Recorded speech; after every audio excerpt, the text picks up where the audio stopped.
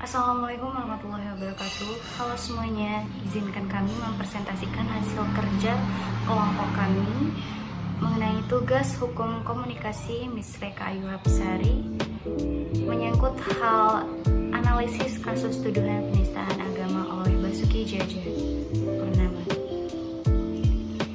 Sebelumnya isi dari anggota kami yaitu ada saya sendiri, Citra Wijaya, NPM 2711066, Saudara Juan Felix Tampu Bolon, NPM 2711072, Saudari Insa Amara Grace, NPM 2711000, dan yang terakhir Saudara Novendra Ramadan 19711066. Indonesia memiliki konstitusi yang mengatur tentang kebebasan beragama.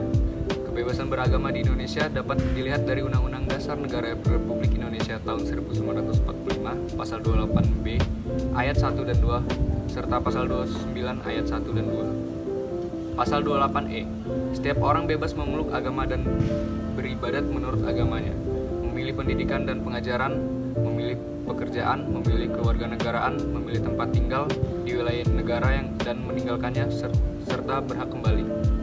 2. Setiap orang berhak atas kebebasan meyakini kepercayaan, menyatakan pikiran dan sikap sesuai dengan hati nuraninya. Pasal 29. 1. Negara berdasar atas ketuhanan yang Maha Esa. 2. Negara menjamin kemerdekaan tiap-tiap penduduk untuk memeluk agamanya masing-masing dan untuk beribadat menurut agamanya dan kepercayaannya itu. Meski demikian, Indonesia merupakan negara dengan berbagai suku, ras, bahasa, profesi, keturunan, kultur, dan agama, atau dapat dikatakan Indonesia menjadi negara yang beragam dengan masyarakat yang pluralisme dan multi agama. Perbuatan penistaan agama memiliki dampak yang merendahkan harkat martabat manusia dan kemanusiaan. Penistaan agama bisa mendorong terjadinya kebencian kolektif, pengucilan, penghasutan, diskriminasi, kekerasan, dan bahkan pada tingkat yang paling mengerikan, pembantaian etnis terhadap kelompok masyarakat budaya. Berita mengenai penistaan agama yang dilakukan oleh Basuki Cahayapurnama atau yang biasa kita sebut dengan Bapak Ahok menjadi perbincangan hangat di Indonesia. Perbincangan kasus hangat yang menyeret Ahok bermula ketika mantan politikus Golkar dan Gerindra ini melakukan kunjungan kerja ke Kepulauan Seribu, Jakarta pada 27 September 2016 lalu. Di sana dia menggelar dialog dengan masyarakat setempat sekaligus menebar 4.000 benih ikan.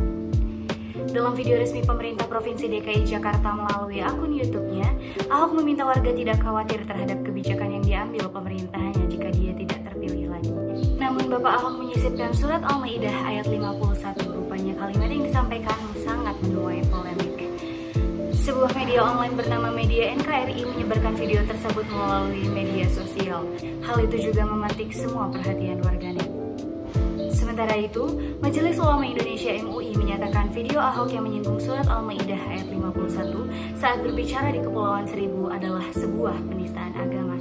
Setelah melakukan kajian, MUI menyebut ucapan Ahok memiliki konsekuensi hukum. Fatwa MUI itu juga membuat sejumlah umat muslim juga melaporkan Ahok ke polisi. Mereka menganggap Ahok telah melakukan penistaan agama melalui kata-katanya. Salah satunya adalah Front Pembela Islam FPI di bawah kepemimpinan Saudara Muhammad Rizik Syihab. FPI menjadi garda terdepan untuk meminta aparat kepolisian mengusut tuntas kasus tersebut. Mereka menggelar demo di depan Balai Kota DKI Jakarta pada 14 Oktober 2016 lalu. Setelah demo tersebut, mereka tidak puas, mereka merasa tidak ditanggapi. Mereka lantas mengumumkan akan menggelar demo lanjutan. Demo ini bernama Demo Bela Islam Jilid 2 yang digelar tanggal 4 November 2016 lalu. Demo pun digelar, masyarakat memenuhi jalan protokol. Sayangnya, aksi damai yang berlangsung pada siang harinya sangat ricuh. Pendemo dan polisi terlibat bentrok fisik, mulai dari lemparan batu, botol, hingga dibalas dengan tembakan gas air mata. Esok harinya, Bareskrim Polri meningkatkan status kasus dugaan penistaan agama dari penyelidikan menjadi penyidikan. Penyidik juga menetapkan Gubernur nonaktif DKI Jakarta Basuki Cahayapurnama sebagai tersangka. Kehebohan kasus Ahok tidak sampai di situ saja. Sejumlah elemen masyarakat yang mengatasnamakan GNPF MUI mendesak kasus Ahok segera disidangkan. Aksi ini berlanjut dengan aksi Bela Islam Jilid 2 yang digelar tanggal 2 Desember 2017 atau disebut dengan 212. Inilah aksi terbesar selama ini dengan pengikut mencapai jutaan orang. Demo berikutnya masih digelar hingga aksi 505 yang digelar Sabtu. Kasus dugaan Ahok penistaan agama ini membuat perolehan suara Ahok sangat amblas. Pada putaran kedua, Anies Baswedan dan Sandiaga Uno berhasil memenangkan Pilkada DKI Jakarta. Dan pada akhirnya, Ahok dituntut jaksa 1 tahun penjara dengan 2 tahun percobaan.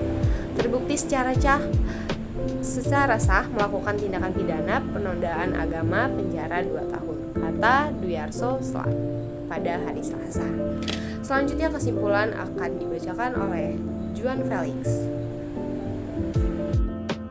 Kesimpulan, kasus yang menimpa Ahok penting menjadi pelajaran bagi siapapun. Tidak sepantasnya seseorang membawa agama dalam pentas persaingan politik, sebab politik merupakan urusan duniawi atau profan, sedangkan agama tergolong wilayah suci atau sakral. Pelajaran lain dari kontroversi Ahok adalah pentingnya menghargai kebinekaan. Dengan pernyataan kontroversialnya, Ahok tampak tidak menempatkan diri sebagai pejabat publik yang pluralis. Padahal negeri tercinta ini secara natur dan kultur berbineka. Pernyataan itu merujuk pada realitas kemajemukan etnis, budaya, agama, dan paham keagamaan di Nusantara. Meski faktanya berbineka, sampai kapanpun negeri ini harus tunggal ika seperti semboyannya Bhinneka Tunggal Ika. Siapapun orangnya harus berhati-hati jika berbicara soal agama. Agama selalu melibatkan pengalaman pribadi dan emosi. Orang yang tidak menjalankan ajaran agama secara baik pun bisa marah jika agamanya dinistakan. Terima kasih.